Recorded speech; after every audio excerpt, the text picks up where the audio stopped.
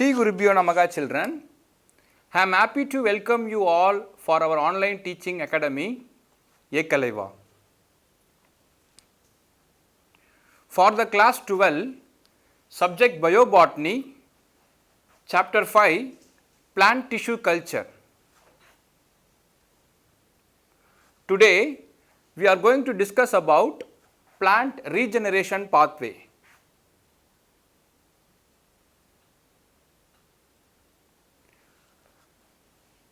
From the explant, you know about explant. What is explant? A small part of a plant. Okay, it may be a protoplast or tissue or organs. So, these are said to be the explants. From the explants, plants can be regenerated. Regenerated means again it grows by somatic embryogenesis or organogenesis. The word genesis is nothing but formation. Then somatic embryogenesis means formation of embryo from somatic cells, body cells. See, somatic embryogenesis is the formation of embryos from the callus tissue directly, and these embryos are called embryoids, or from the in vitro cells directly, from in vitro cells directly to form pre-embryonic cells which differentiate into embryoids. This is called somatic embryogenesis.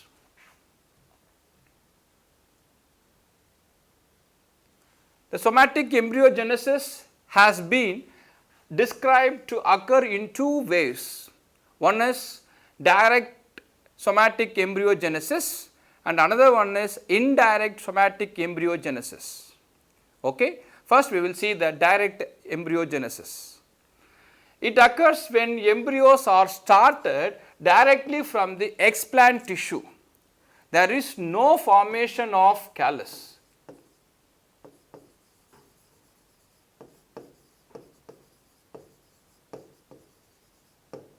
Okay? In direct embryogenesis, no formation of callus.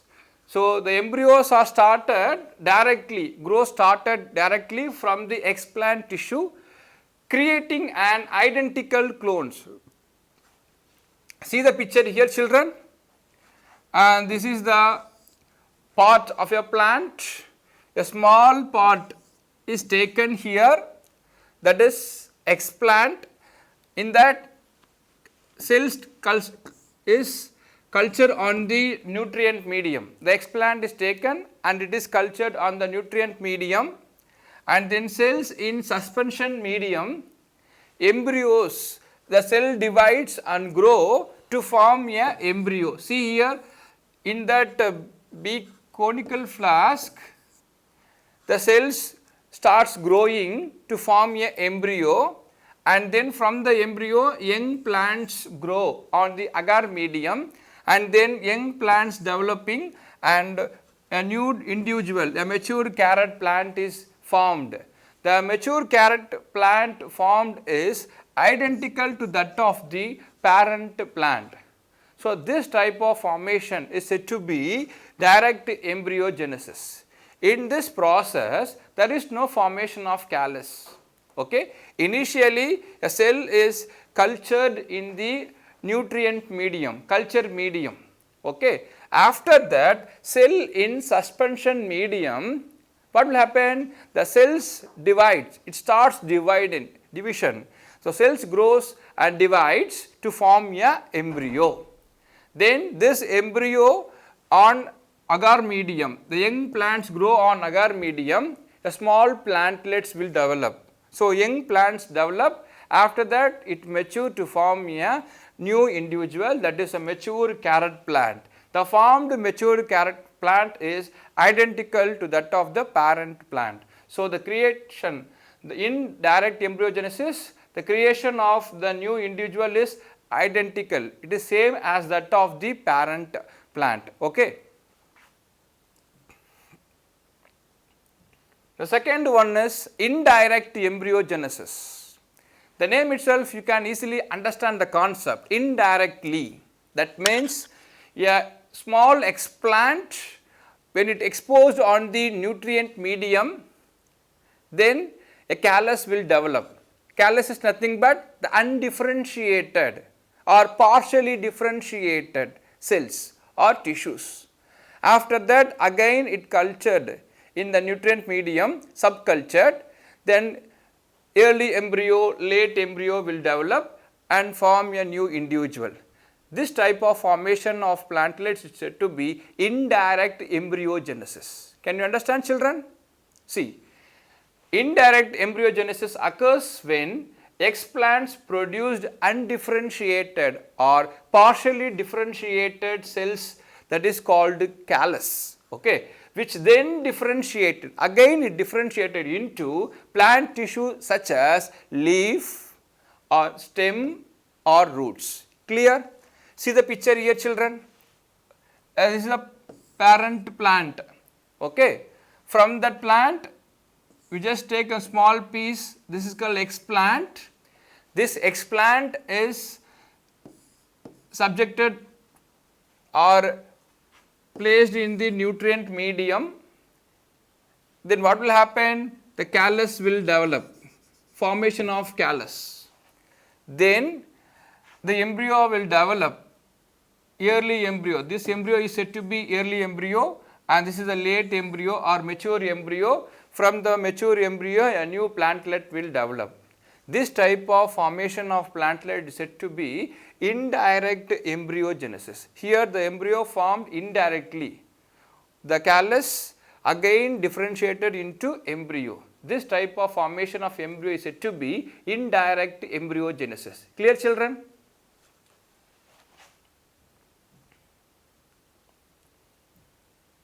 See the protocol for embryogenesis. As I said, initially leaf explant has to be selected and then this explant on subjected to nutrient medium. It is placed on the nutrient medium, the callus will formed, induction of callus takes place and then embryo formation takes place. From the embryo, shoot regeneration takes place and then root elongation takes place and finally a new plantlet having roots, then it is placed in the normal environment, rooting. Okay. See the picture here, this is a plant, mother plant.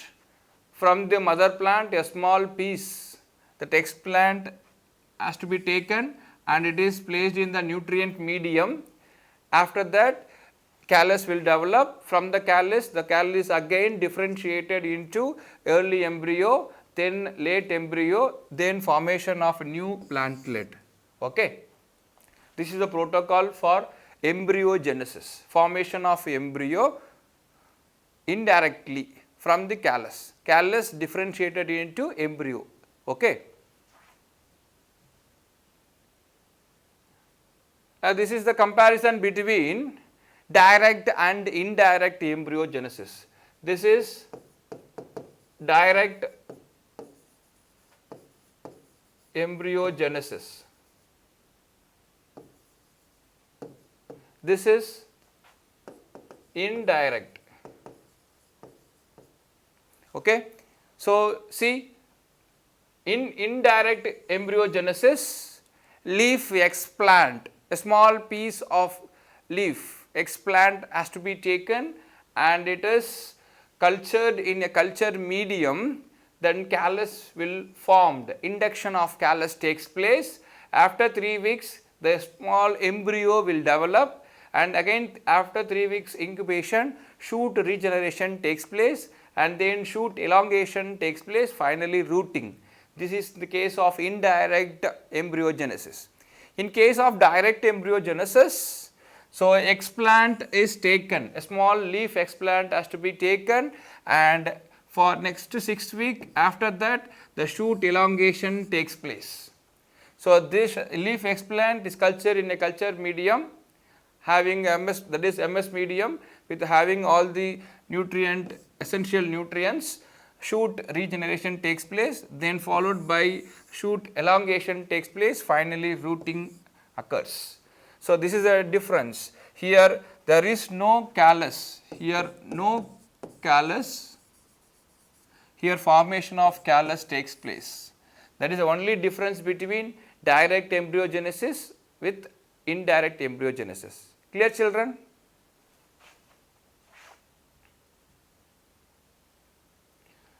Then applications of embryogenesis. Somatic embryogenesis provides potential plantlets which are after hardening period can establish into a new plants. Somatic embryogenesis can be used for the production of synthetic seeds. Synthetic seeds is nothing but artificial seeds. Somatic embryogenesis is now reported in many different plants such as Allium sativum, then Oryza sativa, then Z. mace, and this possible in any plant. Then organogenesis. Organogenesis is nothing but formation of organs, right? So morphological changes occurs in the callus. Callus, you know very well, undifferentiated mass of cell. So the morphological changes occurs in the callus leading to the formation of shoot and roots is called organogenesis. Organs, root, shoot, leaf, all these are the organs, right? So morphological changes takes place in the callus to form the organs, that is called organogenesis. See here, the callus gets differentiated into root as well as shoot, and then finally it develops into a new plantlets. Okay, this is called organogenesis. Organogenesis can be induced in vitro by introducing plant growth regulators in the MS medium. Plant growth regulators is nothing but plant hormones, auxin, cytokinin, etc. Okay. So in the growth medium, in the nutrient medium, we have to add the plant growth hormones that leads to the formation of organs. So organogenesis can be induced in vitro by introducing plant growth hormones or plant growth regulators in the MS medium. So auxins and cytokinins induce shoot and root formation. These two plant growth hormones induce the shoot as well as root formation. Clear, children? Then applications of plant tissue culture. It is a very important 5-mark question, often asking in examination, where the plant tissue culture is used. What are the main purpose? Why we are go for plant tissue culture? So for all this question, this is the answer here. Plant tissue culture techniques have several applications such as, the first one, improved hybrid production through somatic hybridization. You know very well hybridization. What is hybridization? The protoplast. Protoplast is nothing but the cell without cell wall. Protoplast of one cell and protoplast of another cell, they fuse together, they combine to form a new plant, new hybrid. That is called somatic hybridization. So improved hybrids production through somatic hybridization. Hybridization means joining of two different cells to form a single cell, that is called hybridization, hybrid. Okay. So two different variety join together, they unite together to form a single. Okay. So somatic embryoids can be encapsulated into synthetic seeds. These encapsulated seeds or synthetic seeds help in conservation of plant biodiversity. Production of disease resistant plants through a meristem and tip culture, shoot tip culture. You know very well meristematic tissue, meristematic cells are immature cells. They often undergoing cell division. Okay. So plant tissue is divided into two. One is called meristematic tissue, another one is called permanent tissue. In meristematic tissue, the cells are immature. They often undergo cell division. So, on the basis, on the place where the meristem present position, the meristematic cells are divided into three. One is apical meristem, intercalary meristem, and another one is called lateral meristem. Based on the position, the meristematic cells are of three types. One is apical, intercalary, and third one is lateral. So, one peculiar characteristic things is there. In the apical meristem, it is no virus can affect, no disease can affect the apical meristem. So, we undergo the apical meristem culture for plant tissue culture to form a new plantlet, clear. So, production of disease resistant plants through meristem and shoot tip culture, okay, apical meristem, shoot tip, where the meristematic cells are there, that particular cells are free from disease. So, production of disease resistant plant through meristematic or meristem and shoot tip culture. Production of stress resistant plants like herbicide tolerant and heat tolerant plant. Then micropropagation. Micropropagation is nothing but a plant tissue culture only. So, micropropagation technique is obtained to obtain large number of plantlets of both crop and tree species useful in forestry within a short span of time and although through the years. Production of secondary metabolites from cell culture. You know very well, secondary metabolites are chemical substance. It is not directly involved in plant growth, reproduction and any function. Okay. So, production of secondary metabolites from cell culture utilized in pharmaceutical and cosmetic and in food industries. So, the secondary metabolites are obtained from the plants. It is very necessary for the cosmetic industries and for the food industries as well as in the pharmaceutical industries. So, these secondary metabolites, example alkaloids, flavonoids, terpenoids, these are not directly useful for the plants for their growth. Okay. They are very essential for the pharmaceutical, then cosmetic and in industrial food industries. Okay. Next we move on to artificial seeds.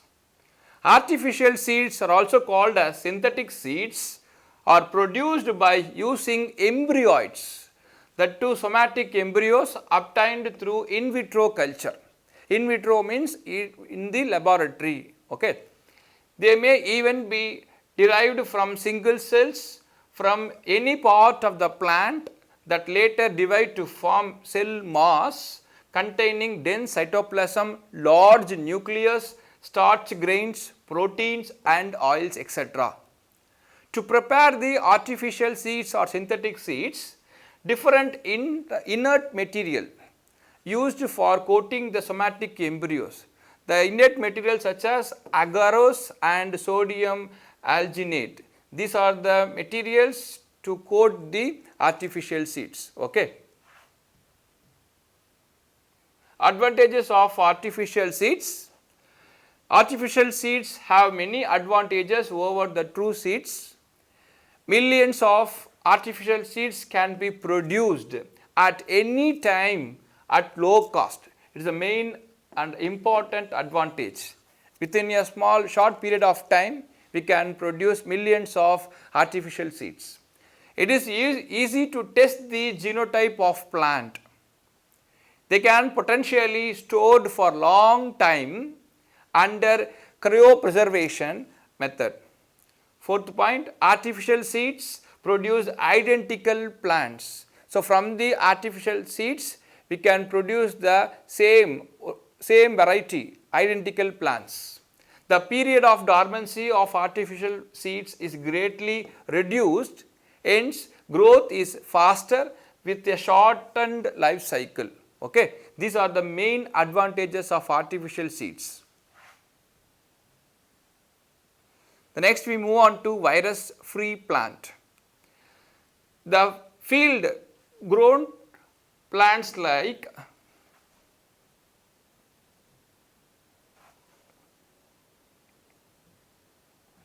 the field grown plants like perennial plants usually are infected by variety of pathogens, for example bacteria, virus, etc. So, virus is a very important microorganism. It has the capacity to cause infection in plants, animals and human beings. It is very tiny, it is very small when compared to bacteria. Okay. Viruses which cause considerable economic loss. Chemical methods can be used to control fungal and bacterial pathogens, but not viruses generally. Why means viruses are very small, it always change its nucleotide sequence, okay, nucleotide. Shoot meristematic tip, shoot meristem tip, you know very well, as I said, meristem present in the root apex and shoot apex, that is called apical meristem. Shoot meristem tip culture is the method to produce virus free plant, because very important, shoot meristem tip is always free from virus. No virus can infect the shoot meristem. So, only the plant part, shoot meristem is the only part, it is a virus free part. That particular part is necessary for virus free plant. Okay. So, that particular shoot meristem tip is necessary for the plant tissue culture to produce virus free plants. Okay. Protocol for virus free meristem tip culture, the same procedure. We have to take the explant from the shoot apex, shoot meristem tip. So, apical meristem tip with 1 to 2 leaf perimordia. Perimordia is nothing but young leaf.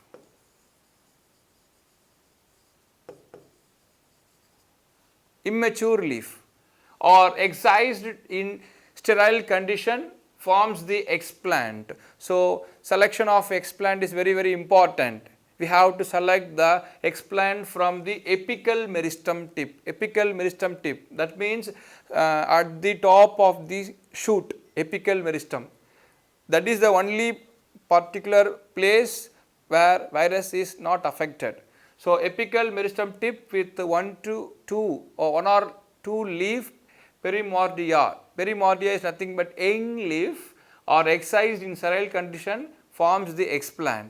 Then this was subjected to in vitro culture. So, in vitro culture in 10 ml of solid MS medium supplemented with some growth hormones, as I said, no, auxins and cytokinins.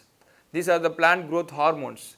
Then cultures are maintained, so has to incubated, no. So, cultures are maintained at 24 degrees Celsius plus or minus 1 degree Celsius in dark room for 3 days, followed by normal illumination of 2400 lux.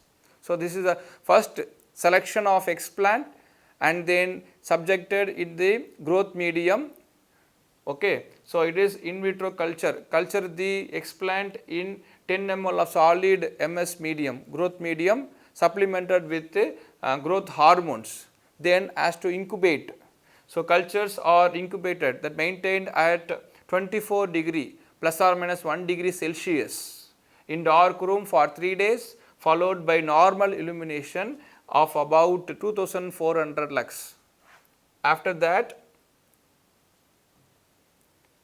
plantlets slowly develop from the meristem tip culture. After organogenesis process takes place, then transferred to hardening process, finally transferred into a field condition, normal plant tissue culture protocol only. But only one important thing is we have to select the explant from the shoot meristem tip, that is the particular place where virus is not affected.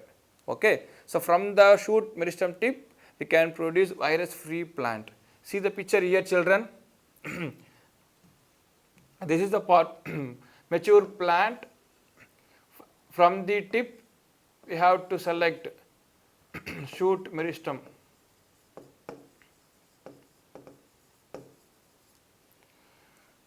then normal plant tissue culture process.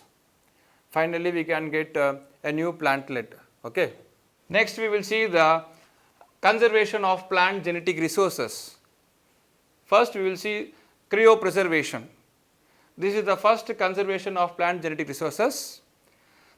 Cryopreservation is a process by which protoplast cells, tissues, organelles, organs, enzymes or any other biological materials are subjected to preservation by cooling to very low temperature of about 196 degrees Celsius under, that is using liquid nitrogen. Okay.